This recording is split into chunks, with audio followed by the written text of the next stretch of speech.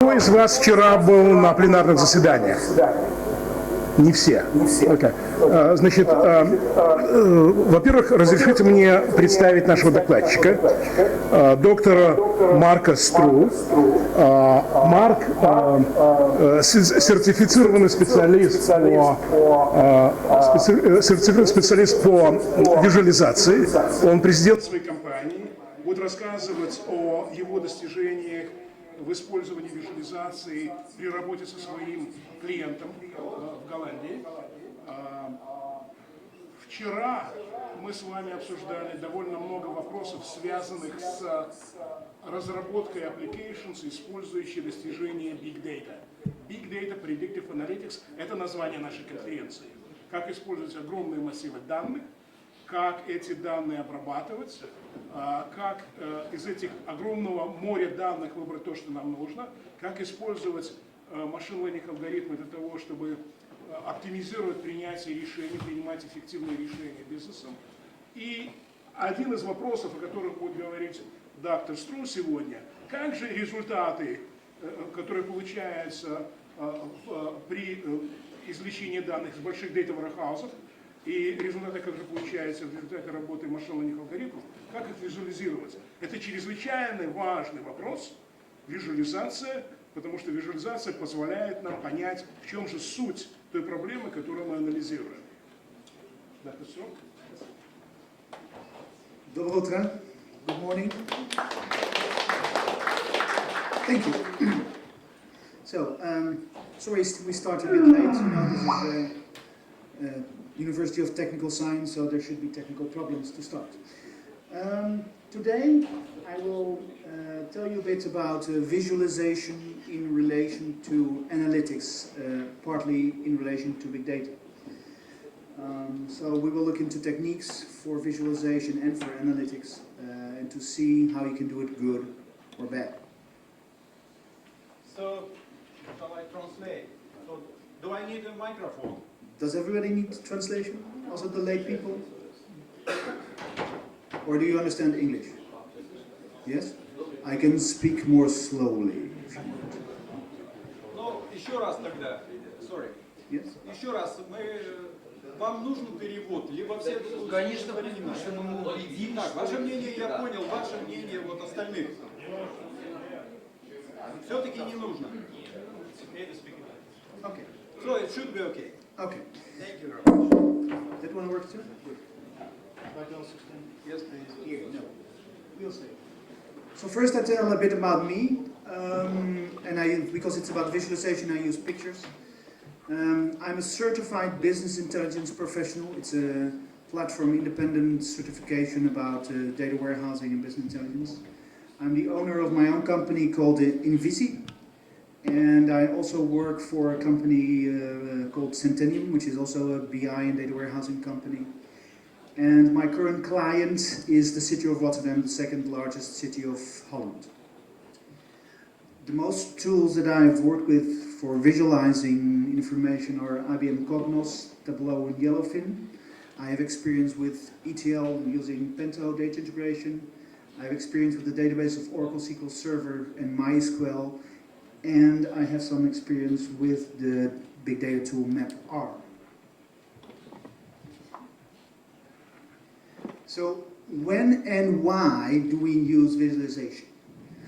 We will use it when people will view, interpret and use the information. That's the big thing for today. We are going to talk about humans. Visualization is the interface between the data and the people. And 90% of the data analysis needed by most organizations can be performed using a simple set of skills that require only basic and easily mastered understanding of statistics. But sadly, many people don't have these skills and will do terrible things. And it's all about communication and the story in the numbers. So why do we bother with visualization? I try to take a visual comparison. Maybe for the men here, a very nice one. You can see there is this engine, and the engine represents the data. And you can have very good data, very interesting data, beautiful engine, but in the end people want to drive a car. So if you have only the engine, you get nowhere. You need the car.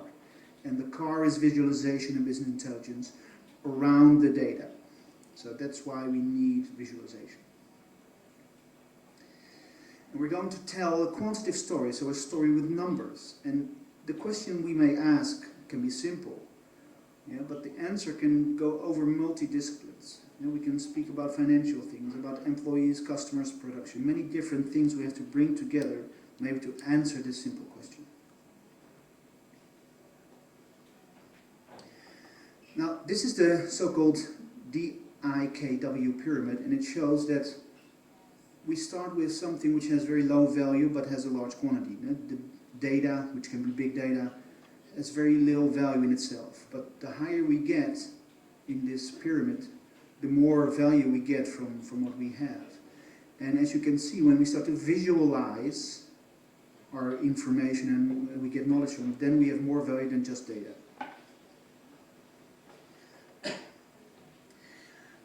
There are different types of consumers of information. When we speak about broader than big data, you have different people, you have different roles. You have the board and senior management who want to see things on a high level. You have knowledge workers who want to do something more operational. And you have the analysts, and those are the people we're going to talk about today. And also there is a different type of consumption. You have operators, tourists, farmers, discoverers and miners, and they're all analogies for different ways of using data. Yeah, so we're going to look mostly at the discoverers and the miners. Those are the people who will be going down into the big data and see what is going on there. So I have made a sort of visual BI architecture image, which will not be the only one. I will gladly discuss variations with you today.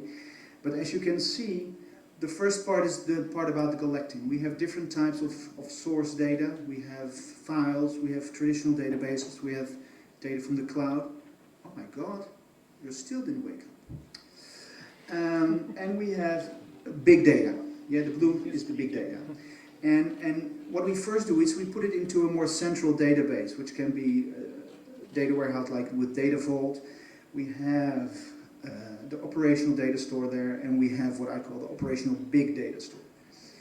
And what we traditionally do with business intelligence, we put it into cubes or data marts, and then we're going to visualize it and tell a story to people and using process around it. But with big data especially, we are also going to analyze it because the big data itself is too big to do something useful with it. So we're going to analyze it with a tool like R, for instance. And we're going to have different types of visualization and also a different type of user, because the analyst will first look at this before it goes to the more common manager. So when do I call it business intelligence? Business intelligence is a decision support system, so it has to help you with decisions. If you look at big data, not every big data will be considered business intelligence because not everything is going to help humans make decisions in the way that business intelligence does. And it's always the human as the endpoint and interpreter of this information. Now, especially since big data come around in predictive analytics, you can see that the definition of business intelligence is getting narrower. People say like predictive analysis is a new thing. But when I in 2008 was learning more about business intelligence, the things that we now call predictive analysis was also seen as part of business intelligence. So when I talk about business intelligence, it can be reporting and dashboarding, it can be performance management, it can be analytics, it can be data mining, it can be competitive intelligence, marketing intelligence, and much more. So it's a very wide scope within business intelligence, in my perspective, what I've learned. So when we look at information visualization, it should have certain characteristics. It should be computer supported. It should be interactive. We should have visual representations. We should have abstract data, and we should have amplified cognition. Also, to be able to have a good analysis, we have to have meaningful data. You know, with garbage, we're not getting anywhere. So, if we're going to have meaningful data, it should have a high volume, typical for big data. It should have historical something. It should be consistent, multivariate, atomic. It should be clean. It should be clear, dimensionally structured, richly segmented, and of known pedigree, or that means you should know where it comes from and should be a reliable source. Now, there is good and bad visualization. This is a little joke about bad visualization, the pie chart. I hope everybody can read it. Now, what do we have to consider when we are doing visualization? It's the way that the eyes and the brain work. About 70% of the body's receptors, the senses, are in the eyes. The eyes are most valuable sense to the world. And it works in a certain way. The eye will take in information and it will be analyzed in the brain and put into something meaningful. And that is why we have to consider how we visualize things. So this is the basic reason for the way we should do a certain way of visualization.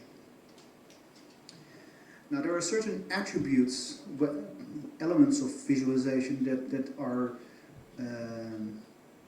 analyzed and seen in a certain way pretty attentively, so without us really thinking about it. And these are the ones that we're going to use.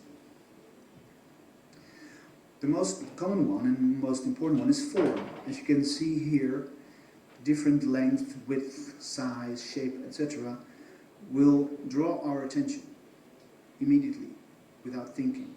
And this is the way how we can start to see things when we're going to analyze data. Some other ones are color, spatial position, and motion, as you can see here. And for the ones who were yesterday, there was something about people being colorblind, and that's why you have to be very careful with using color. That's why we're speaking here about hue and intensity, because colorblind people don't see every color separately. But also here you can see once there is something different compared to the others, you will immediately see it. Now, of all these attributes, only two are really very good at representing different data, different numbers. So these are the ones that we're trying to use most.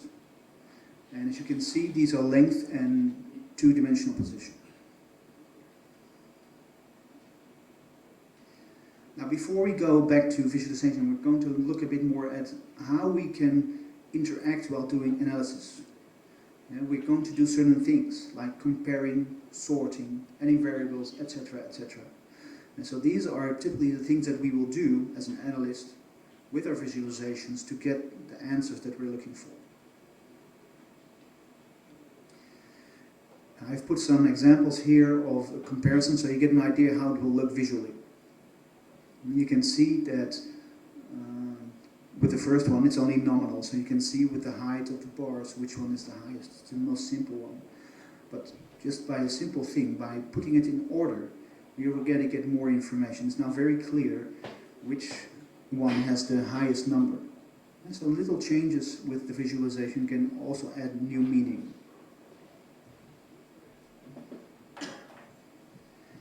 And here we have an example of using filters. First we have a lot of graphs, a lot of lines, and when we only want to zoom in on a few, we remove the rest, we filter them out, and we get the clearer view.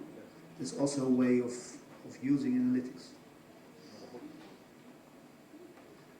And here we have an example of zooming. You have the very busy graph going everywhere, but if you zoom in to a smaller area, you can see much better how the changes in the numbers are going. Now there is two ways of analytical navigation which were shown here. And if we go straight to the next slide, you can see that if it's directed analysis, we start already with a specific question in mind. We want to find something and this is where we start. When you do it exploratory, you're just looking at data and then see, can I see something? Can I see a pattern? Something to recognize that we can go into and see what's going on there. And that's why information visualization is very ideal for this type of analysis, because as a human, we are drawn to these special patterns that we talked about earlier. And in that way, we can see things in graphs easier than just in numbers. Now, if anybody wants to go into secret service like CIA or whatever, this is what they are taught in all these secret services. It's called Schneiderlin's mantra, and it's the way that you start your analysis. So you start with an overview, and then you zoom and filter, and then with your result, if you need more details, then you go to the details. And here's an example of how this can be. You have first a very, very busy line graph, and you will start to zoom and remove things, and in the end, you can have a very simple, smaller one with the number that you're looking for. So there are steps in between, of course, but I left them out. But this is how it works. Yeah, you start with the big picture, very confusing maybe, very busy, and you end up with something simple and precise. Now, when we are using visualization, there are special techniques that we can use, and those are these. I'm going to show one example in the next slide, but this is the whole list. I will not go into them now because of time. This is an example of how you use reference lines, for instance. By putting a reference line in a graph, you can very easily see those that are going over the reference lines. In this case, oh, you're going too fast. You can also see the one that is the only one that goes over the line in every graph. Because in the last graph there's only one that goes, and it also goes on the others. So that is a way to quickly see if something goes over a certain number. Now, what's also possible is that you use different visualizations to look at the same data. And here you can see the same number.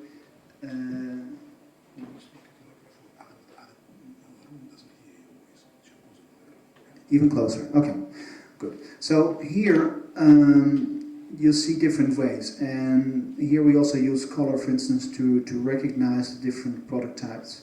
So over all the graphs you can see that orange is a certain product type, etc. But this will give you different stories to tell about the same information. Yeah, with the scatter plot we give a different story about the same information than with the lines and with the bar charts. So now let's look at some guidelines for representing this quantitative data. The first one is the point, and the point is a very simple way. It shows you a value in a 3D position. So at what we said earlier, the higher the point, the more to the right the point, the higher the value. It's the most simple way to represent data. Now the line basically gives you a bit of extra information, because you can see if a line is more flat, then we know there is not much change in the numbers. If it's very steep, we know there is a big change. So the line in itself gives extra information regarding the numbers. Bars do it a bit differently. Because a bar is bigger, you can more clearly see individual values, and the height of the bar will give you an indication of how high the value is. Boxes are even a bit more complex because they have a bottom and a top, and you can see the height of the bar will tell you something, but also where the bottom is and the top is. So this is even a more sophisticated way of showing numbers with just a very simple piece of visualization. Now there's very different patterns, and this is just the text, so we're going straight to the next slide. And here you can see them with some examples. At least I hope they're visible, also in the back. Yeah. So for instance, you can see when there is a straight line, it's a different type than a curved line. Or if there are holes in your scatter plot, you know there's something wrong there. So these are very, very easy things to immediately see when you're visualizing your data. And basically there's different types of numbers that you can, visual analytics that you can do, and these are these, and we're going to look at every one very shortly. And because I was a bit lazy, there were no images everywhere, and because of the time, I think our chairman will also be happy about that. So at least we're going to look at patterns that we can see there, and what type of graphs we would use. So the first one is time series, so that is data going over time. And of course the most known one is the trend. And you want to see if there is a trend in your data, if there is something that is going on that it has a certain way that you can say, oh, it's going up or it's going down. But there's also variability, rate of change, etc. Now there is different displays for this. The most common and best one is always the line graph. I also put in a radar graph here, but it's only used to show cycles basically, because for normal time series it's not really useful, but with a cycle, if you use it, the radar in the size of the cycle, you can exactly see that this cycle is there. So here you can see the pattern is very consistent around the radar graph. So when you want to look at a cycle, this is a very useful graph. But mostly you will just have enough with line graphs. They will show you trends, etc. Now, if you want to be inspired by data being shown, then you should look on the internet for this man, Hans Rosling, and his visualization of wealth and I think childbirth and deaths it was. He made it was a scatter plot, and because he was moving it through time, it was very impressive to see. So there you can see that also movement can be used in time series, because the dots will be moving over time, and it will give you an impression of what's going on. Now, as you can see, there is a lot of techniques and best practices you can use just for time series.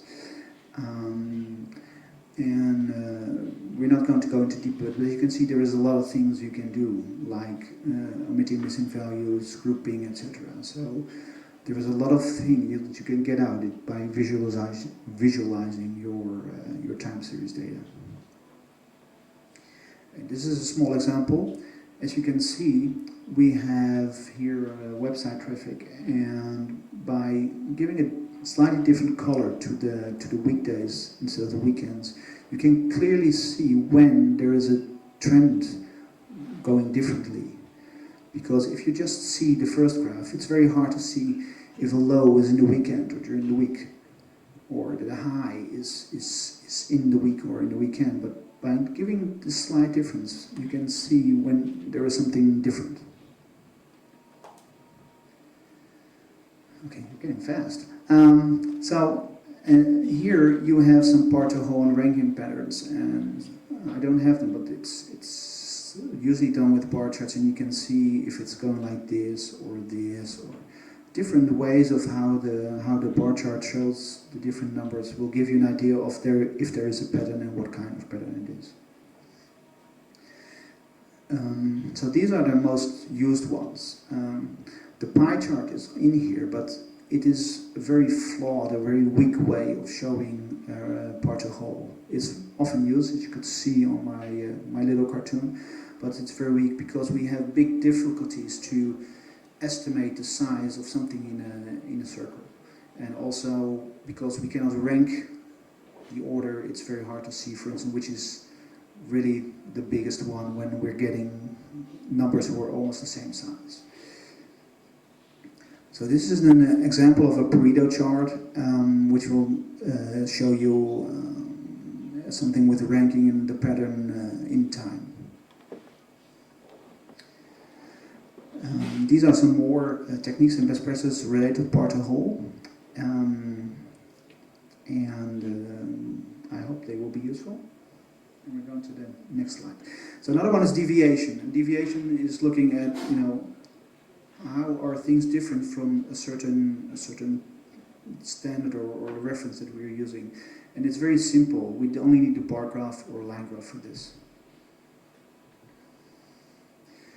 And what we should consider is that we should use usually for deviation a percentage, not an absolute number, because if we have big numbers and small deviations, we hardly see it, or it looks not impressive. So the percentage always gives us the clearer view of how big the deviation is.